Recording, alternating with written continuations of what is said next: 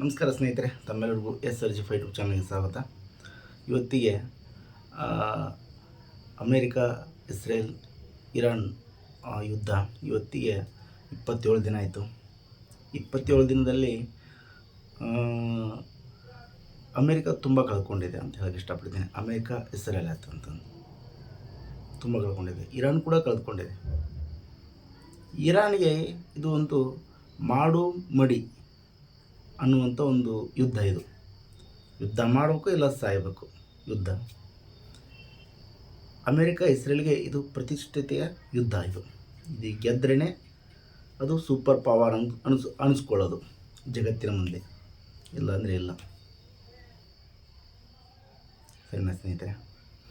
ನೋಡಿ, ಈ 27 ದಿನದಲ್ಲಿ ಇರಾನ್ ಕೂಡ ಅಟ್ಯಾಕ್ ಮಾಡಿದೆ. ಎರಡು ಅಮೇರಿಕ ಬೇಸಿಸ್ ಮೇಲೆ ಮತ್ತು ಇಸ್ರೇಲ್ ಮೇಲೆ ಕೂಡ ದಾಳಿ ಮಾಡೈತಿ. ಅವರು ಕೂಡ ಇರಾನ್ ಮೇಲೆ ಕೂಡ ದಾಳಿ ಮಾಡಿದ್ದಾರೆ.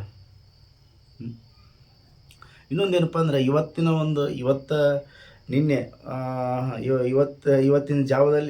ಬೆಳಗಿನ ಜಾವದಿಂದ ಹಿಡ್ಕೊಂಡು ಬಂದಂಥ ಸುದ್ದಿಗಳು ಏನಪ್ಪ ಅಂತಂದ್ರೆ, ಹಿಜ್ಬುಲ್ ಅಂತಂದು ತುಂಬ ಅಟ್ಯಾಕ್ ಮಾಡೈತಿ ಇಸ್ರೇಲ್ ಮೇಲೆ. ಹಿಜ್ಬುಲ್ಲಾ ಇರಾನ್ಗೆ ಸಾಥ್ ಕೊಟ್ಟಿದೆ. ಹಿಜ್ಬುಲ್ಲಾ ತುಂಬ ಅಟ್ಯಾಕ್ ಮಾಡೈತೆ ಎದ್ರ ಮೇಲೆ? ಇಸ್ರೇಲ್ ಮೇಲೆ. ಟೆಲ್ ಅವೀವ್ ಮೇಲೆ ಆಯಿತು, ಮತ್ತು ಪರಮಾಣು ಘಟಕಗಳ ಮೇಲೆ ತುಂಬ ಅಟ್ಯಾಕ್ ಮಾಡೈತಿ. ಮತ್ತು ಇವತ್ತೆಲ್ಲ ನೀವು ನೋಡಿದಿರಿ ಏನಪ್ಪ ಅಂತಂದರೆ, ಇಸ್ರೇಲಲ್ಲಿ ಕಾಗೆಗಳು ತುಂಬ ಜಾಸ್ತಿ ಬರೋಕ್ಕಂಥವು.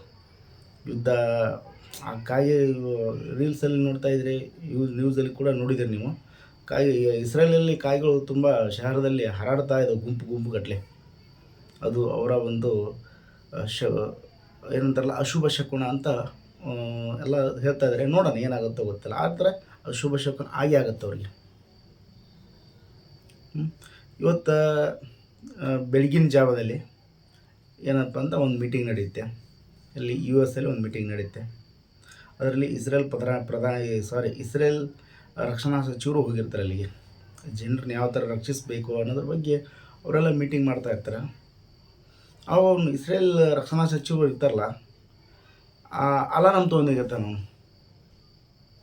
15 ಸೆಕೆಂಡ್ ಆದ ಕೂಡಲೇ ಎದ್ದು ಬಿಡ್ತಾನೆ ಅವನು. ಆವಾಗ ಹೇಳ್ತಾನೆ ಅವನು ಏನಂತ ಹೇಳ್ತಾನೆ ಅಂತಂದರೆ, ಈ 15 ಸೆಕೆಂಡ್ನೊಳಗೆ ನಾವೆಲ್ಲ ಯಾವ ಥರ ಯುದ್ಧದಿಂದ ಪಾರಾಗಬೇಕು ನೀವು ಹೇಳ್ರಲ್ಲ ಅಂತಂದು ಅವ್ರಿಗೆ ಸಭೆಯಲ್ಲಿ ಕೂತ್ಕೊಂಡವ್ರಿಗೆ ಪ್ರಶ್ನೆ ಮಾಡ್ತಾನೆ ಅವನು. 15 ಸೆಕೆಂಡ್ ಒಳಗೆ ನಾವು ಹೆಂಗೆ ಪಾರಾಗಬೇಕು? ಒಂದು ಯಾವುದೋ ಕ್ಷಿಪ್ಣಿ ಬರ್ತಾ ಇದೆ, ಹಿಜ್ಬುಲ್ಲಿಂದ ಬರ್ತೈತಿ, ಇರಾನಿಂದ ಬರ್ತೈತಿ. ಆ 15 ಸೆಕೆಂಡಲ್ಲಿ ಹೆಂಗೆ ಪಾರಾಗಬೇಕಂತಂದು ಅವನೇ ಕೇಳ್ತಾ ಇದ್ದಾನೆ. ಅವ್ರಿಗೆ ಇವಾಗ ಕಷ್ಟದ ಒಂದು ಅರ್ಥ ಆಗ್ತದೆ. ಏನಂತಾರಲ್ಲ, ಪ್ರಾಣ ಒಂದು ಪ್ರಾಣಿ ಜೀವ, ಒಂದು ಮನುಷ್ಯನಿಂದ ಆಯಿತು ಪ್ರಾಣಿ ಜೀವದ ಬೆಲೆ ಇವಾಗ ಗೊತ್ತಾಗ್ತದೆ ಅವ್ರಿಗೆ.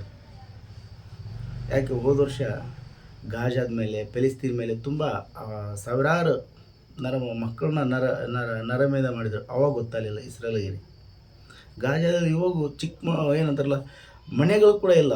ಕೆಲವೊಬ್ರು ಅಲ್ಲೇ ಆಗೋ ಅಲ್ಲೆಲ್ಲೇ ರೋಡಲ್ಲೇ ಮಲ್ಕೊತಾರೆ, ಇಲ್ಲ ಏನೋ ಒಂದು ಇದರಲ್ಲಿ ಮಲ್ಕೊತಾ ಇದ್ರು. ಯಾಕಂದ್ರೆ ಎಲ್ಲ ಇಡೀ ಸರ್ವನಾಶ ಮಾಡಿದರು ಗಾಜಾದಲ್ಲಿ. ಅವಾಗ ಗೊತ್ತಾಗಲಿ ಇವ್ರಿಗೆ ಏನಂತಾರಲ್ಲ, ಮನುಷ್ಯನ ಜೀವದ ಬೆಲೆ ಗೊತ್ತಾಗಲಿಲ್ಲ ಅವಾಗ. ಇವಾಗ ಒಂದು ಬಟನ್ ಹಿಡ್ಕೊಂಬಂದಿದ್ದಾರೆ. 15 ಸೆಕೆಂಡನ್ನ ನಾ ಹೆಂಗೆ ಪಾರಾಗಬೇಕು, ಇಸ್ರೇಲ್ ಜನ ಹೆಂಗೆ ಪಾರಾಗಬೇಕಂತಂದು ಕೇಳಕೊಂತಾನೆ.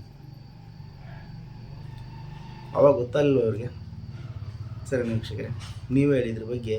ಇಸ್ರೇಲ್ ಯಾವ ಥರ ಮಾಡ್ತಾಯಿದೆ,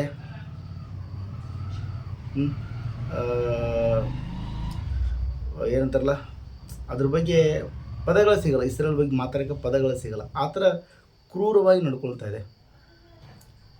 ಸರಿನಾ? 85 ವರ್ಷದಿಂದ ಹಿಟ್ಲರ್ ಮಾಡಿದ್ದ ಅದನ್ನು ಇವ್ರು ಮುಂದುವರ್ಸ್ಕೊಂಡು ಹೋಗ್ತಾ ಇದ್ದಾರೆ. ಹಿಟ್ಲರ್ಗೆ ಇವ್ರಿಗೆ ಏನು ವ್ಯತ್ಯಾಸ ಇದೆ? ಸರಿನಾ? ಎಲ್ಲರಿಗೂ ಒಂದು ಅಂತ್ಯ ಇದ್ದೇ ಇರ್ತೈತಿ, ಅಂತ್ಯ ಆಗೇ ಆಗುತ್ತೆ ಇಸ್ರೇಲ್, ಅದು ಮಾತ್ರ ಸತ್ಯ. ಮತ್ತೆ ನೋಡೋಣ. ಆಯ್ತು, ಇಷ್ಟೆಲ್ಲ ಆಯಿತು. ಏನಪ್ಪ ಅಂತಂದ್ರೆ, ಇವತ್ತು ಅಮೇರಿಕ 15 ಷರತ್ತು ವಿಧಿಸಿತ್ತು. ಇವತ್ತು ಮಾತುಕತೆ ಆಗುತ್ತಂತಂದು ಮಾತುಕತೆ ಆಗಲಿಲ್ಲ. ನಿನ್ನೆ ಕೂಡ ಆಗಲಿಲ್ಲ ಮಾತುಕತೆ. ಏನಂತಂದ್ರೆ, ಅದು ಒಂದು ನೇತೃತ್ವ ವಹಿಸಿದ್ದು ಮಾತುಕತೆ. ಏನಂತಾರಲ್ಲ, ಇದು ಯುದ್ಧ ಸಂಧಾನ ಮಾಡೋಕ್ಕೆ, ಶಾಂತಿ ಸಂಧಾನ ಮಾಡೋಕ್ಕೆ ಪಾಕ್ ಪ್ರಧಾನಿ ಕೂಡ ಇರಾನಿಗೆ ಹೋಗಿದ್ದರು. ಇರಾನಿಗೆ ಹೋದಾಗ ಅಮೇರಿಕದ 15 ಷರತ್ತನ್ನು ಒಪ್ಕೊಳ್ಳಿಲ್ಲ ಅವರು. ಏನಂತಂದ್ರೆ 15 ಷರತ್ತಲ್ಲಿ ತುಂಬಗಳಿದಾವೆ. ಅದರ ಮೇನ್ ಯಾವಪ್ಪ ಅಂತಂದ್ರೆ ಇರಾನ್ ಪರಮಾಣು ಬಾಂಬ್ ತಯಾರಿಸಬಾರ್ದು, ಮತ್ತು ನ್ಯೂಕ್ಲಿಯರ್ ವೆಪನ್ಸ್ ಏನಿದೆ ಅವನ್ನೆಲ್ಲ ಡೆಮೊಲೇಷನ್ ಮಾಡಬೇಕು, ಕೆಲವೊಂದಿಷ್ಟು ಮತ್ತು ಹಾರ್ಮೋಜ್ ಜಲಸಂಧಿ ನಿಯಂತ್ರಣ ಬಿಡಬೇಕು. ಇಲ್ಲಿ 15 ಕಂಡೀಷನ್ ಇದ್ದು ಅದಕ್ಕೆ ಅವರು ಇರಾನ್ ಅವರು ಒಪ್ಕೊಳ್ಳಿಲ್ಲ. ಇರಾನ್ ಅವರು ಹೇಳಿದ್ದು ಒಂದೇ ಒಂದು ಮಾತು, ಏನಪ್ಪ ಅಂತಂದ್ರೆ ನಾವು ಮಿಸೈಲ್ ಕಳಿಸ್ತೀವಿ, ಇಲ್ಲಿ ಮೇಲೆ ನಾವು ಮಾತಾಡೋಂಗಿಲ್ಲ, ನಮ್ಮ ಮಿಸೈಲ್ ಮಾತಾಡ್ತಾವ, ಅದ್ರ ಜೊತೆ ನೀವು ಮಾತಾಡಿ ಅಂತ ಹೇಳಿದರು. ಯಾಕಪ್ಪ ಅಂದರೆ ಯುದ್ಧ ಆರಂಭ ಮಾಡಿದ್ದು ನೀವು, ಅದನ್ನು ಮುಕ್ತಾಯಗೊಳಿಸೋದು ನಾವೇ ಅಂತಂದು ಮೊದಲಿಂದ ಹೇಳ್ತಾ ಇದ್ದಾರೆ. ಇವಾಗ ಕೂಡ ಅದನ್ನೇ ಹೇಳ್ತಾ ಇದ್ದಾರೆ. ಪಾಕ್ ಪ್ರಧಾನಿನ ವಾಪಸ್ ಕಳಿಸಿದ್ದಾರೆ. ಯಾಕಂದರೆ ತಮ್ಮ ಒಂದು ಏನಂದ್ರಲ್ಲ, ಈಗ ಯುದ್ಧ ಮಾಡಿದ್ದು ಆರಂಭ ಮಾಡಿದ್ದು ಅವರು ಯಾರು, ಅಮೇರಿಕಾ ಇಸ್ರೇಲ್. ಇವಾಗ ಸೋಲನ್ನು ಅನುಭವಿಸ್ತಾ ಇರೋದು ಅಮೇರಿಕಾ ಇಸ್ರೇಲ್. ಮೊದಲೇ ಹೇಳಿದ್ರು ಅವರು, ಯುದ್ಧ ನೀವು ಆರಂಭ ಮಾಡ್ತೀರಿ, ಆದರೆ ಮುಕ್ತಾಯ ಮಾಡೋದು ನಾವೇ ಅಂತಂದು. ಅಂಥದ್ರಲ್ಲಿ ಹೋಗಿ ಅವ್ರಿವ್ರು ಕಳಿಸ್ಬಿಟ್ಟು ಸಂಧಾನ ಮಾಡೋಕ್ಕೆ ಒಪ್ಕೊತಾರೆ. ಅವರು ಒಪ್ಕೊಳ್ಳಲ್ಲ. ಯಾಕಂದ್ರೆ ಅವ್ರ ಕಂಡೀಷನ್ಸ್ ಇದ್ದಾವೆ, ಅವ್ರ ಕಂಡೀಷನ್ಸ್ ಬಂದು ಮಾತ್ರ ಒಪ್ಕೊತಾರೆ ಅಂತಂದು ಅವರು ಕೂಡ ಹೇಳ್ತಾ ಇದ್ದಾರೆ. ಮತ್ತು ಇವತ್ತು ಏನು ಇಷ್ಟೆಲ್ಲ ಮಾತುಕತೆ ಸಂಧಾನ ಆಯಿತು. ಸಂಧಾನ ಆಗಬೇಕಾದ್ರೂ ಕೂಡ ಅಮೇರಿಕಾ ಅಬ್ರಹಾಂ ಲಿಂಕನ್ ಒಂದು ಏನಂತಾರಲ್ಲ ಯುದ್ಧ ನೌಕೆ ಕಳಿಸಿತ್ತು. ಅದನ್ನು ಹೊಡೆದು ಬಿಸಾಕಿದ್ರು ಅವರು. ಅಲ್ಲಿ ಹೊಡೆದು ಬಿಸಾಕಿದ್ರು. 100 ಮಿಸೈಲ್ಗಳು ಬಿಟ್ಟರು. ಅದ್ರ ಮೇಲೆ 100 ಕ್ಷಿಪಣಿ ಮಿಸೈಲ್ಗಳು ಬಿಟ್ಟಾಗ ಅದು ಮತ್ತೆ 1000 ಕಿಲೋಮೀಟ್ರ್ ಹಿಂದೋಗಿದೆ. ಅಬ್ರಹಾಂ ಲಿಂಕನ್ ಯುದ್ಧ ನೌಕೆ ಜಗತ್ತಿನ ಅತಿ ದೊಡ್ಡ ಯುದ್ಧ ನೌಕೆ ಅದು, ಸರಿನಾ? ಅಂಥದ್ದು ಕೂಡ ಇರಾನ್ ಅವ್ರು ಹೊಡೆದು ಹಿಂದಕ್ಕೆ ಕಳಿಸಿದ್ದಾರೆ ಅದನ್ನು, ಸರಿನಾ ವೀಕ್ಷಕರೇ? ಮತ್ತು ಇನ್ನೊಂದು ಏನಪ್ಪ ಅಂದರೆ ಅಮೇರಿಕದ ಒಂದು ಪ್ರತಿಷ್ಠಿತ ಯುದ್ಧ ನೌಕೆಗಳಲ್ಲಿ ಏನಂತಂದ್ರೆ F-50, F-18, F-16, F-35 fighter ಜೆಟ್ಗಳಿವು. ಅಮೇರಿಕದ ಪ್ರತಿಷ್ಠಿತೆಯ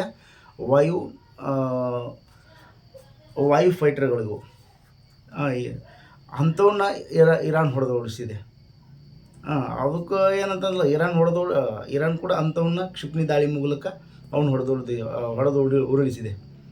ಮತ್ತೇನಪ್ಪ ಅಂತಂದರೆ ಆ ಹಾರ್ಮೋಜ್ ಜಲಸಂಧಿನ ತುಂಬ ಸಂಪೂರ್ಣವಾಗಿ ಬಂದ್ ಮಾಡಿಬಿಡ್ತಾರೆ ಸ್ನೇಹಿತರೆ. ಹಾರ್ಮೋಜ್ ಜಲಸಂಧಿ ಓಪನ್ ಮಾಡಿಲ್ಲ. ಕೆಲವೊಂದು ಎಷ್ಟಪ್ಪ ಒಂದು 5 ರಿಂದ 6 ದೇಶಕ್ಕೆ ಮಾತ್ರ ಓಪನ್ ಮಾಡಿದೆ. ನಮ್ಮ ಇಂಡಿಯಾಕ್ಕೆ ಓಪನ್ ಮಾಡೈತಿ, ಮತ್ತು ಚೀನಾಕ್ಕೆ, ರಷ್ಯಾಕ್ಕೆ, ಮತ್ತು ಶ್ರೀಲಂಕಾಕ್ಕೆ, ಮತ್ತು ಪಾಕ್ಗೆ. ಇವು 5 ದೇಶಗಳು ಮಾತ್ರ ಓಪನ್ ಮಾಡೈತಿ. ಬೇರೆ ದೇಶಕ್ಕೆ ಯಾವುದೂ ಓಪನ್ ಮಾಡಿಲ್ಲ. ಅಲ್ಲಿ 2000ಕ್ಕಿಂತ ಹೆಚ್ಚು ತೈಲ ಹಡಗುಗಳಿದ್ದಾವೆ. 20,000 ಜನಸಂಖ್ಯೆ ಇದೆ ಅಲ್ಲಿ ಹಾರ್ಮೋಜ್ ಜಲಸಂಧಿಯಲ್ಲಿ. ಇವರು ಒಂದು ಮಾಡೋದ್ರಿಂದ ತುಂಬ ನಾವಿಕರು ಕೂಡ ತುಂಬ ಅಲ್ಲಿ ಅವ್ರ ಜೀವ ಅವ್ರ ಕೈಗಿಲ್ಲ. ಈಗ ಏನಾಗುತ್ತೋ ಯುದ್ಧದಿಂದ ಯಾರು ಬಲ್ಲವರು, ಸರಿನಾ ಸ್ನೇಹಿತರೆ? ನೋಡೋಣ ಯುದ್ಧ ಏನಾಗುತ್ತೋ ಏನಿಲ್ಲೋ. ಆದರೆ ಆ ಇರಾನ್ ಕೂಡ ತುಂಬ ಅಷ್ಟೇ ಫೈಟ್ ಮಾಡ್ತಾಯಿದೆ.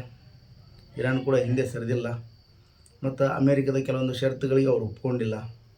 ಆದರೆ ಇರಾನ್ ಅವರು ಒಬ್ಬರು ಹೇಳ್ತಾರೆ, ಒಬ್ಬರು ಹೆಸರು ತೆಗೆದ್ರು. ಅವರು ಏನಪ್ಪ ಅಂತಂದರೆ ಅವರು ಅಮೇರಿಕ ಉಪಾಧ್ಯಕ್ಷ JD ವ್ಯಾನ್ಸ್ ಅಂತಂದು. ಇವರು ಏನಪ್ಪ ಅಂದ್ರೆ ಶಾಂತಿ ಪ್ರಿಯರು. ಇವರು ಟ್ರಂಪ್ಗೆ ಇವ್ರು ಹೋಲಿಕೆ ಮಾಡ್ಕೊಂಡ್ರೆ ಅದು ತುಂಬ ಜಗಜಾಂತರ. ಈ ಶಾಂತಿ ಪ್ರಿಯರು ಬಂದ್ರಪ್ಪ ಅಂದರೆ ನಾವು ಅವ್ರ ಜೊತೆ ಮಾತುಕತೆ ಕೂತ್ಕೊತೀವಿ ಅಂತಂದು ಇರಾನ್ನ ವಿದೇಶಾಂಗ ಸಚಿವರು ಕೂಡ ಹೇಳ್ತಾ ಇದ್ದಾರೆ. ನೋಡೋಣ ಏನಾಗುತ್ತೋ ಗೊತ್ತಿಲ್ಲ, ಸರಿನಾ ಸ್ನೇಹಿತರೆ? ಆದ್ರೆ ಒಂದಂತೂ ಏನಪ್ಪ ಅಂತಂದರೆ ಇಸ್ರೇಲ್ ಮೇಲೆ ಹೆಜ್ಬುಲ್ಲಾ ಕೂಡ ತುಂಬ ಅಟ್ಯಾಕ್ ಮಾಡಿದೆ. ಇಸ್ರೇಲ್ನ ಆಲ್ಮೋಸ್ಟ್ ಟೆಲ್ ಅವೀವ್ ಮೇಲೆ ಆಯಿತು, ಮತ್ತು ಪ್ರತಿಷ್ಠಿತ ನಗರಗಳ ಮೇಲೆ ತುಂಬ ದಾಳಿ ಮಾಡಿದೆ. ಅದು ಚೇತರಿಸ್ಕೊಳ್ಬೇಕಾದ್ರೆ ಇನ್ನೂ ತುಂಬ ದಿನಗಳು ಬೇಕು. ನೋಡೋಣ. ಅವರು ಕೂಡ ಪ್ರತಿ ದಾಳಿ ಕೂಡ ಅವರು ಕೂಡ ಮಾಡ್ತಾಯಿದ್ದಾರೆ. ಮುಂದೆ ಏನಾಗುತ್ತೋ ಗೊತ್ತಾಗ್ತಾ ಇಲ್ಲ. ಪ್ರತಿದಿನ ಇದು ಒಂಥರ ಹೆಂಗಪ್ಪ ಯುದ್ಧ, ಇವತ್ತು ಈ ಥರ ಇರ್ತೈತಿ, ಮುಂದೆ ನಾಳೆ ಯಾವ ಥರ ಆಗುತ್ತೆ ಅನ್ನೋದು ಗೊತ್ತಾಗಲ್ಲ, ಯಾವ ಥರ ಒಪ್ಪಂದ ಆಗುತ್ತೆ ಅನ್ನೋದು ಗೊತ್ತಾಗಲ್ಲ.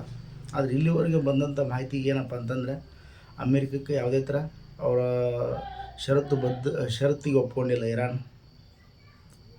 ಪಾಕ್ ಪ್ರಧಾನಿ ನೇತೃತ್ವದಲ್ಲಿ ನಡೆದಿತ್ತು ಇವತ್ತು ಶಾಂತಿ ಸಂಧಾನ ಸಭೆ, ಅದಕ್ಕೆ ಒಪ್ಕೊಂಡಿಲ್ಲ ಅವರು.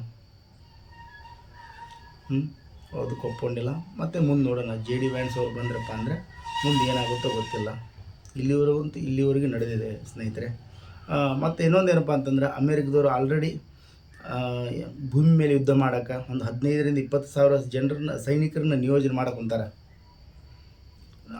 ಬರ್ತಾಯಿದ್ರು ಅವರು. ಅವ್ರದ್ದು ಏನಪ್ಪ ಅಂದ್ರೆ ಉದ್ದೇಶ ಕಾರ್ಗ್ ದ್ವೀಪದ ಮೇಲೆ ಕಾರ್ಗ್ ದ್ವೀಪನ ವಶಪಡಿಸ್ಕೋಬೇಕನ್ನೋದು ಉದ್ದೇಶ. ಇದೇ ಇರಾನ್ನ 90% ಶೇಕಡ 90% ತೈಲ ನಿಕ್ಷೇಪಣ ಈ ಕಾರ್ಗ್ ದ್ವೀಪದಿಂದ ಬೇರೆ ದೇಶಗಳಿಗೆ ಕಳಿಸುತ್ತದು. ಆರ್ಥಿಕ ಬೆನ್ನೆಲುಬು. ಇದನ್ನು ವಶಪಡಿಸ್ಕೋಬೇಕಂತ ನೋಡ್ತಾ ಇದ್ದಾರೆ, ಅದು ಆಗಲ್ಲ.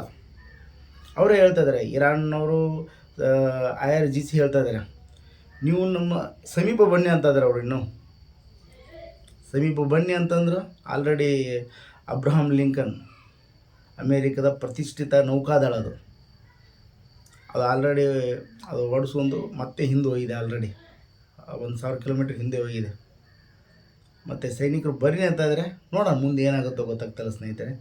ಮುಂದೆ ಇಲ್ಲಿವರೆಗಂತೂ 27 ದಿನದವರೆಗೂ ಇಷ್ಟೆಲ್ಲ ಆಗಿದೆ. ಮತ್ತು ನಾಳೆ ಏನಾಗುತ್ತೆ ನೋಡೋಣ ಸ್ನೇಹಿತರೆ.